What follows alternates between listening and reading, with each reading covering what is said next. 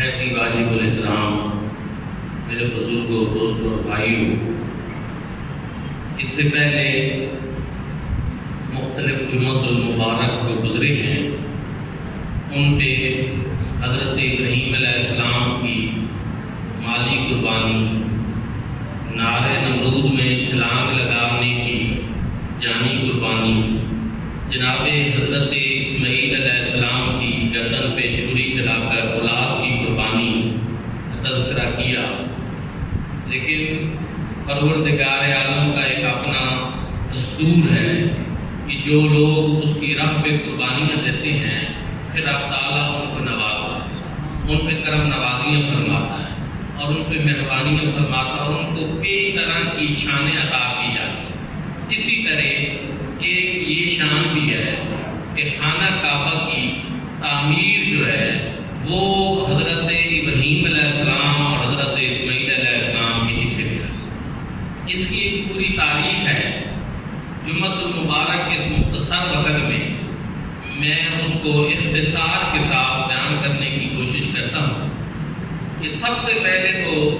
جب حضرت آدم علیہ السلام جنت سے زمین پر اتارے گئے تو وہاں آپ فرشتوں کے ساتھ جب جنت میں تھے تو خانہ کعبہ کی طرح فرشتوں کا جو قبلہ ہے اس کو بیت المعمور کہتے ہیں، آسمان جنت میں، تو وہ بیت المعمور کا طواف کرتے تھے۔ تو یہاں جب زمین پہ آئے تو انہوں نے عرض کی کہ باری تعالیٰ اس طرح یہ سعادت مجھے وہاں نصیب تھی، اسی طرح یہاں بھی کوئی قبلہ ہو اور میں اس کا طواف۔ حضرت جبریل علیہ السلام آئے اور انہوں نے نشاندہی فرمائی بیت المعمور کے عین نیچے اس جگہ پہ جہاں آج بیت اللہ شریف موجود ہے، اور یہ پوری زمین کا مرکز ہے کہ جب زمین بنی پانی میں ارتعاش آیا اور مٹی بننا شروع ہوئی اور سب سے پہلے جو زمین کا ٹکڑا بنا تو وہ یہی ٹکڑا تھا جہاں آج بیت اللہ شریف، جہاں اللہ کا گھر ہے۔ دنیا کے اندر جو زمین بنی اس کی بنیاد بیت اللہ شریف کعبۃ اللہ کی جگہ ہے، سینٹرل مقام ہے۔ اور پھر کعبۃ اللہ کے بننے کے بعد جو ہے بیت اللہ شریف کے بننے کے بعد لوگ وہاں جاتے رہے اور طواف کرتے رہے، دعائیں مانگتے رہے۔ پھر ایک وقت آیا نوح علیہ السلام کے زمانہ میں جب سیلاب آیا تو بیت اللہ شریف جو ہے اس کے آثار ایک دفعہ پھر مٹ گئے اور وہاں پہ بس ایک ٹیلہ ہی رہا، لیکن لوگ پھر بھی جاتے تھے اس پرانی نشانی پہ اور وہاں پہ وہ دعائیں مانگتے تھے۔ حضرت نوح علیہ السلام کے بعد جب حضرت اسماعیل علیہ السلام حضرت مائی ہاجرہ کو لے کر یہاں آئے، حضرت اسماعیل علیہ السلام بھی ساتھ تھے، ابھی بچے تھے، اور ان کو کھجوروں کی ایک چھوٹی سی ٹوکری پانی کا ایک مشکیزہ دے کر انہوں نے بیت اللہ شریف کے قریب یہ جو جگہ ہے یہاں پہ چھوڑا، اور جب واپس جانے لگے تو حضرت مائی ہاجرہ نے پوچھا کہ یہ پانی کا مشکیزہ تو جلدی ختم ہو جائے گا اور یہ کھجوریں بھی ختم ہو جائیں گی، تو آپ چھوڑ کر ہمیں جا بھی رہے ہیں، یہاں ارد گرد کوئی آبادی نہیں اور کوئی انسان نہیں، تو ہم یہاں کیسے رہیں گے؟ اگر آپ یہ فیصلہ اللہ کے حکم پہ کر رہے ہیں یا اپنی مرضی سے کر رہے ہیں تو ہمیں بتا دیں۔ حضرت ابراہیم علیہ السلام نے بتایا کہ میں اللہ کے حکم پہ تمہیں یہاں بیت اللہ کے پاس جو نشانات تھے ٹیلہ تھا یہاں اللہ کے حکم پہ چھوڑ کر جا رہا ہوں۔ حضرت ابراہیم علیہ السلام وہاں چھوڑ کر ان کو واپس چلے گئے، وادی غیر ذی زرع، وہاں پہ نہ کوئی چراگاہیں، نہ کوئی کھیت، نہ کھلیان اور نہ کوئی انسان، چھوڑ کر جب آپ واپس جا رہے تھے اللہ کے حکم پہ ان کو چھوڑ کر، تو کھجوریں جو آپ ان کو دے کر آئے وہ کتنی دیر چلنی تھی وہ بھی ختم ہو گئی۔ پھر پانی کا ایک مشکیزہ دے کر آئے تھے، پانی بھی ختم ہو گیا۔ حضرت مائی ہاجرہ کو بھی پیاس لگی، حضرت اسماعیل علیہ السلام کو بھی پیاس لگی۔ مائی صاحبہ ان کے لیے پانی کی تلاش میں ایک دفعہ صفا کی طرف دوڑی، پھر مروہ کی طرف دوڑی۔ صفا اور مروہ کے درمیان آپ نے 7 چکر جب طلب پڑی حضرت اسماعیل علیہ السلام نے ایڑیاں رگڑی. اللہ رب العزت کی حکمت جو ہے وہ ایسی ہی تھی. فرشتہ آیا اور اس نے جہاں حضرت ابراہیم علیہ السلام نے ایڑیاں رگڑی وہاں پہ پر مارا, پانی کا چشمہ جاری ہو گیا. مائی صاحبہ دوڑ کر جب آئیں تو حیران رہ گئی کہ پانی آ گیا ہے. تو انہوں نے پانی کو روکا اور اس کے ارد گرد جو ہے مٹی لگائی اور اس کو روکا اور اس میں سے چلو بھر لیا. تو پانی کو صاف فرمایا کہ زمزم ٹھہر جا. اس کا مطلب ہوتا ہے ٹھہر جا. وہ ٹھہر گیا. حضور نبی کریم صلی اللہ علیہ وآلہ وسلم نے ارشاد فرمایا کہ اللہ پاک مائی حاجرہ پہ رحم فرمائے کہ اگر وہ اس کو یہ نہ فرماتی کہ زمزم یہ اس میں سے چلو نہ بھر لیتی تو یہ پانی زمزم شریف کا جو ہے یہ جاری چشمہ بن جاتا, یہ جاری چشمہ بن جاتا. لیکن بہرحال وہ پانی کا چشمہ بھی جاری ہو گیا اور اس میں خصوصیت غذا والی رکھ دی گئی. صبح کے وقت اس کا ذائقہ اور ہے, دوپہر کے وقت اور ہے, شام کے وقت اور ہے, اور عشاء کے وقت رات کے وقت اور ہے. ذائقے مختلف اور پھر اس میں مکمل غذائیت بھی. مائی صاحبہ نے جب زمزم شریف حضرت اسماعیل کو بھی پلایا اور خود بھی پیا تو اس کی برکت سے آپ کی صحت بہتر ہو گئی اور پھر آپ نے حضرت اسماعیل علیہ السلام کو بھی دودھ پلانا شروع کر. قبیلہ بنی جرم جو ہے وہ وہاں سے گزر رہے تھے اور وہ بھی کسی جگہ کی تلاش میں تھے, کیونکہ اس دور میں جہاں آبادیاں نہیں ہوتی تھی, سبزے نہیں ہوتے تھے, چراگاہیں نہیں ہوتی تھی, تو لوگ ہجرت کر جاتے اور وہ جگہ ڈھونڈتے تھے کہ جہاں کوئی زندگی گزار سکیں, کوئی پانی ہو, کوئی سلسلہ ہو. تو جب وہاں سے گزرنے لگے تو انہوں نے وہاں پہ نہ پرندوں کو دیکھا کہ کچھ پرندے آ جا رہے ہیں. تو ان قبیلے والوں نے یہ اندازہ لگایا کہ پرندے عام طور پر وہاں ہی آتے جاتے ہیں جہاں کوئی پانی کا سلسلہ ہو, تو یہاں لگتا ہے کہ پانی ہے. پھر وہ آئے اس ٹیلے کے قریب. ٹیلا تو وہ جگہ تھی جہاں بیت اللہ شریف بننا تھا اور اس سے پہلے حضرت آدم علیہ السلام کے دور میں بنایا گیا تھا. تو وہ طوفان نوح کی وجہ سے اب صرف ٹیلا ہی رہ گیا تھا, ایک ٹیپا سا. تو قبیلہ بنی جرم کے لوگ آئے تو حیران ہوئے کہ پانی ہے موجود, ساتھ ایک مائی صاحبہ بیٹھی ہیں اور چھوٹا سا بچہ. انہوں نے اجازت طلب کی کہ اگر آپ ہمیں اجازت دیں تو ہم یہاں رک جائیں اور اس سے فائدہ بھی اٹھاتے ہیں, اور ہمارے پاس مویشی ہیں, بکریاں ہیں, اور آپ ان کا دودھ استعمال کریں گی اور ہمیں اس پانی کو استعمال کرنے کی اجازت دیں. مائی صاحبہ نے کہا یہ ٹھیک ہے. وہ جو ہے پانی استعمال کرنے لگ گئے زمزم شریف کا, اور مائی صاحبہ کو وہ اس کے بدلے میں دودھ وغیرہ دیتے. آبادی ہونا شروع ہوئی اور بعد میں اسی قبیلہ بنی جرم کی ایک بچی جو ہے وہ حضرت اسماعیل علیہ السلام کے عقد میں بھی, اس قبیلے نے وہاں پہ وہ ڈیرا لگایا. تو اس طرح سلسلہ چلتا رہا. حضرت اسماعیل علیہ السلام بڑے ہو گئے, قربانی کے مرحلے سے بھی گزر گئے. پھر رب تعالیٰ نے حکم دیا کہ وَإِذْ يَرْفَعُ إِبْرَاهِيمُ الْقَوَاعِدَ مِنَ الْبَيْتِ وَإِسْمَاعِيلُ رَبَّنَا تَقَبَّلْ مِنَّا إِنَّكَ أَنتَ السَّمِيعُ الْعَلِيمُ. یاد کرو وقت جب باپ بیٹا دونوں حضرت ابراہیم علیہ السلام اور حضرت اسماعیل علیہ السلام ہمارے گھر کی بنیادوں کو بلند کر رہے ہیں اور پھر ساتھ یہ دعا بھی کر رہے تھے ربنا تقبل منا انک انت السمیع العلیم. اے ہمارے رب ہماری طرف سے اس کو قبول کر. اچھا, مقام ابراہیم کا جو پتھر ہے یاقوت کا, وہ پتھر بھی اور اسی طرح وہ اس کی اس خصوصیت کا عامل تھا کہ جہاں آپ کو ضرورت ہوتی کہ وہ کباغہ اوپر ہو جائے تو وہ پتھر اوپر ہو جاتا, جہاں ضرورت ہوتی تھی کہ نیچے ہو جائے تو وہ پتھر نیچے ہو جاتا تھا. اچھا, وہ اتنا سخت بھی نہیں تھا کہ پاؤں کو نقصان پہنچائے, حتیٰ کہ وہ اتنا نرم تھا کہ جب حضرت ابراہیم علیہ السلام اس پہ کام کرتے رہے حضرت اسماعیل علیہ السلام کے قدموں کے نشان اس پتھر کے اوپر ثبت ہوتے ہیں. آج بھی موجود, دنیا زیارت کرتی ہے. یعنی وہ اللہ پاک کا انتظام ہے کہ پتھر ہو کر بھی نیچے پاؤں کو کوئی تکلیف نہیں دیتا. بڑا ہی نرم پتھر تھا اور اس پہ حضرت ابراہیم علیہ السلام نے بیت اللہ شریف کی تعمیر بھی کی اور کوہ صفا پہ چڑھ کر اسی پتھر پہ کھڑے ہو کر آپ نے اللہ کے حکم سے لوگوں کو ندا دی. اور حدیث پاک میں ہے کہ جن جن لوگوں نے اس ندا پہ لبیک کہی ایک مرتبہ کہی تو ایک حج نصیب ہوا، دو مرتبہ کہی تو دو حج نصیب ہوا، جتنی مرتبہ کسی نے لبیک کہی اللہ رب العزت نے اس کو اتنی مرتبہ حج کی سعادت نصیب کی۔ عالم ارواح میں انہوں نے لبیک کی، جو ماؤں کی پشتوں میں تھے انہوں نے کہی، جنہوں نے ابھی آنا تھا انہوں نے کہی، اور پھر ان سب کو اللہ رب العزت جو ہے قیامت تک کے لیے جن کی روح نے لبیک کہی ہوئی ہے اس کو اللہ رب العزت نے حج کی توفیق نصیب فرمائی۔ آپ سنتے ہیں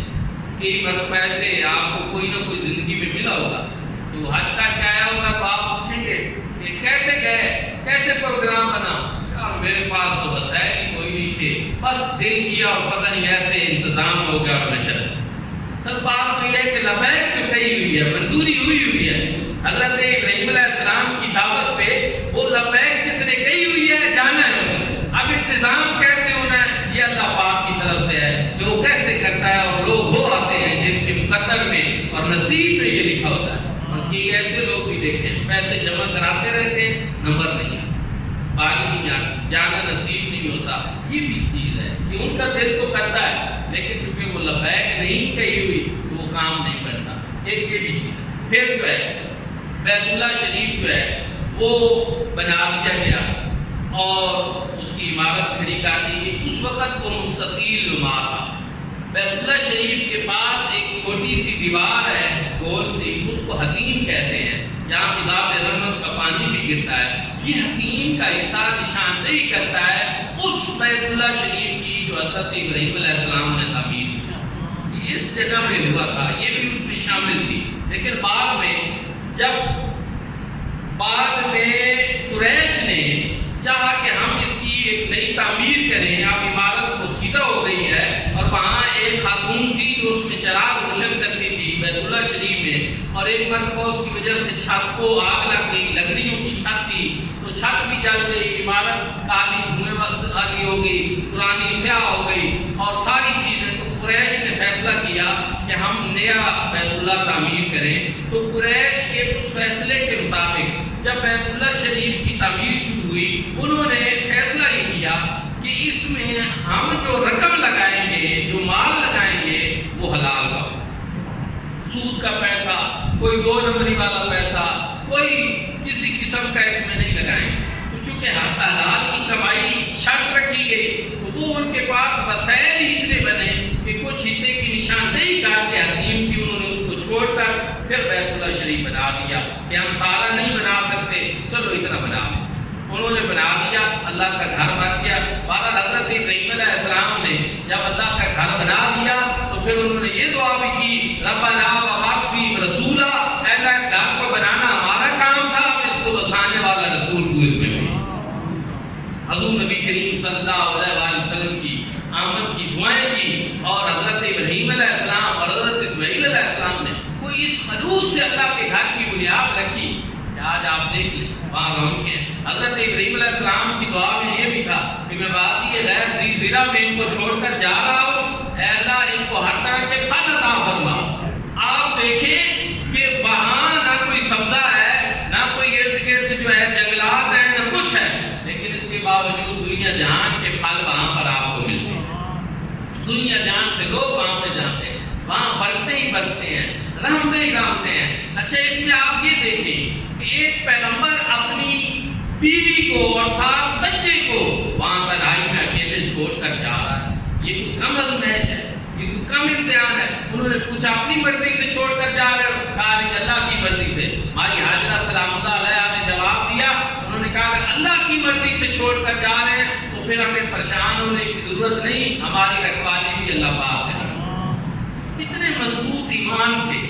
اور کیسی چیزیں اور کیسے فیصلے تھے اور اللہ کے ساتھ ان کا کیسا تعلق تھا۔ کاش ہم ان چیزوں کو بھی سمجھیں اور اپنے ایمان کو مضبوط کریں کہ وہ لوگ جو اللہ رب العزت کے ساتھ تعلق جوڑتے ہیں رب تعالیٰ برکتیں عطا فرماتا ہے، ان کی اولاد کا برکت ہو جاتی ہے، ان کی زندگی کے معاملات میں آسانی ہو جاتی ہے۔ یہ کوئی آسان بات تھی؟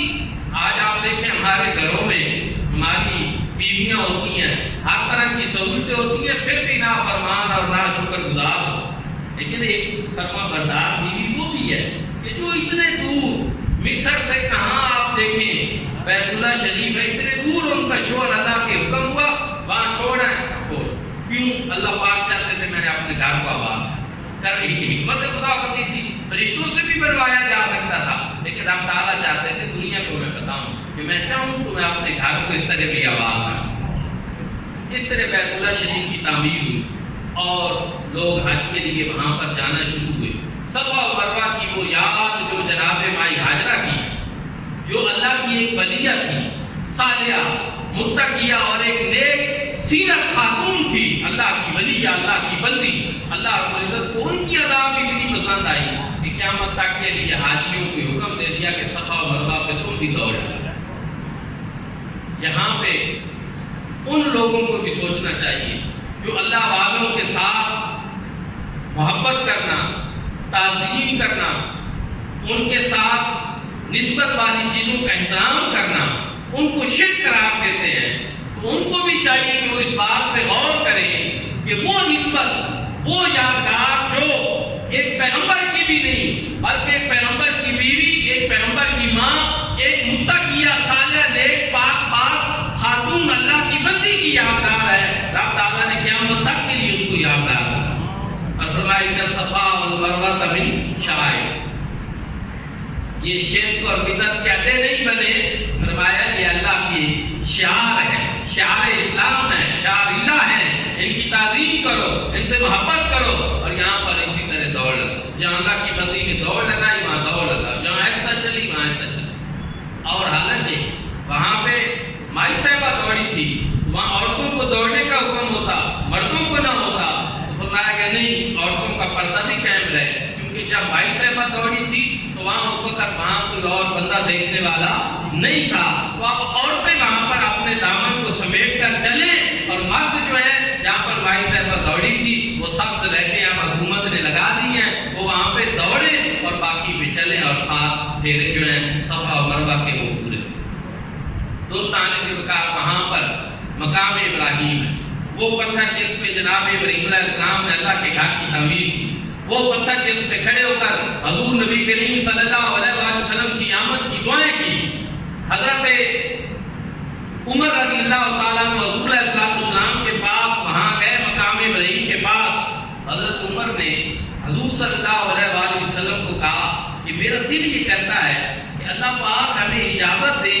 ہم یہاں پر 2 رکعت نماز نفل نہ پڑھے۔ حضرت عمر کے دل میں خیال ہے، حضور کو عرض کی، رب تعالیٰ نے جناب حضرت عمر کے رائے کے موافق رب تعالیٰ نے وہی نازل فرمایا انہی الفاظ میں جو انہوں نے کہا تھا وَاتَّخَذُوا مِن مَّقَامِ إِبْرَاهِيمَ مُصَلًّى، یہ جو جناب ابراہیم علیہ السلام کا مقام ہے تم اس کو جائے نماز کرو۔ حالانکہ ارد گرد بھی وہ جگہ ہے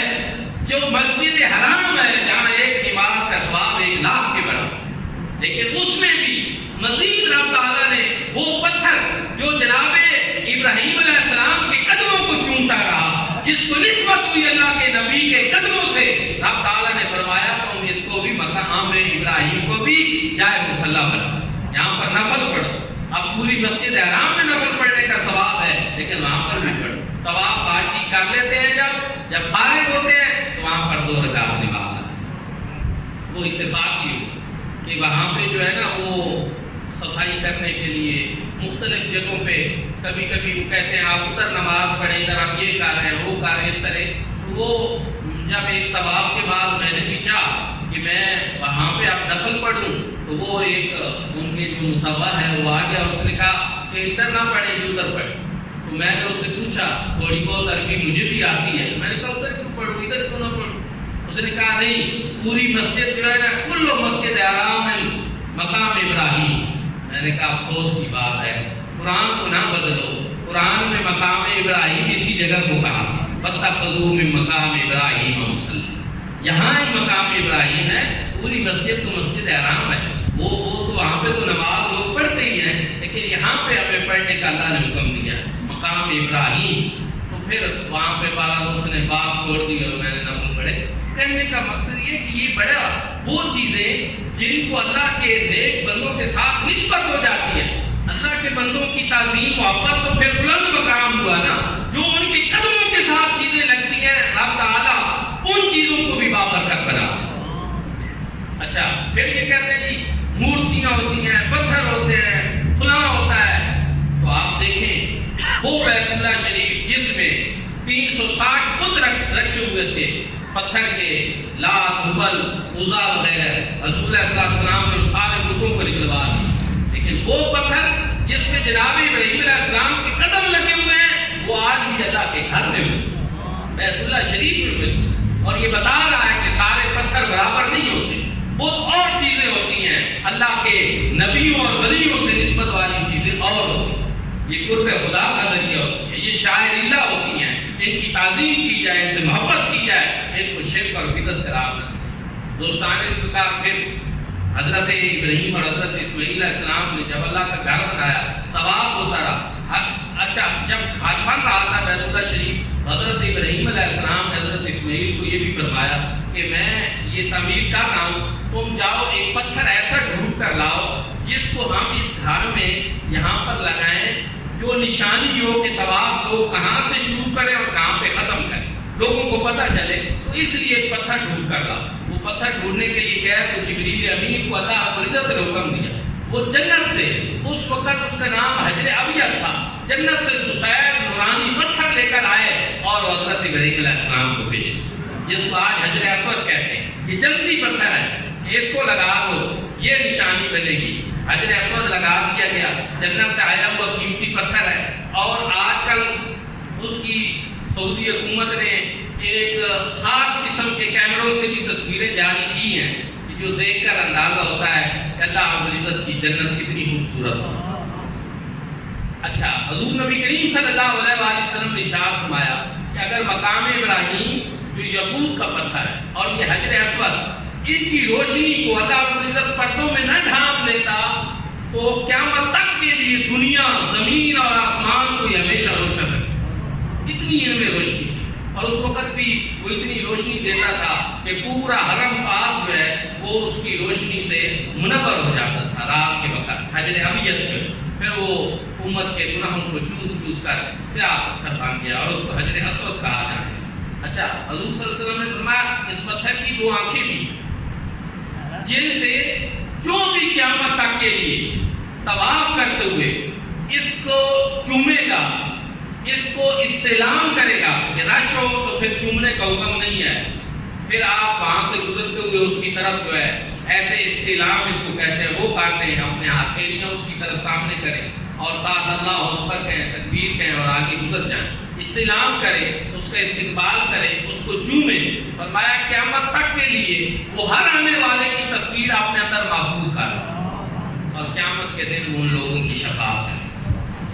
جس پتھر کے اندر اللہ رب العزت نے یہ طاقت رکھی ہے کہ وہ قیامت تک کے لیے جو اس کو استعلام کرتے ہیں، جو وہاں پہ حاضری دیتے ہیں، جو اس کو چومتے ہیں، ان کی تصویروں کو اپنے اندر محفوظ کر رہا ہے، ان کو جانتا ہے، پہچانتا ہے، اور قیامت کے دن ان کی شفاعت کرے گا اور ان کے لیے نجات کا سبب بنے گا۔ اگر ایک پتھر جو ہے اس کو اللہ نے اتنی طاقت دے دی ہے تو پھر کیا خیال ہے آپ کو اس ہستی پاک کے بارے میں جو نبی الانبیاء ہے، امام الانبیاء ہے، فخر الانبیاء ہے، کہ اللہ رب العزت نے ان کو کتنی دیکھنے اور سننے کی طاقت عطا فرمائی ہے۔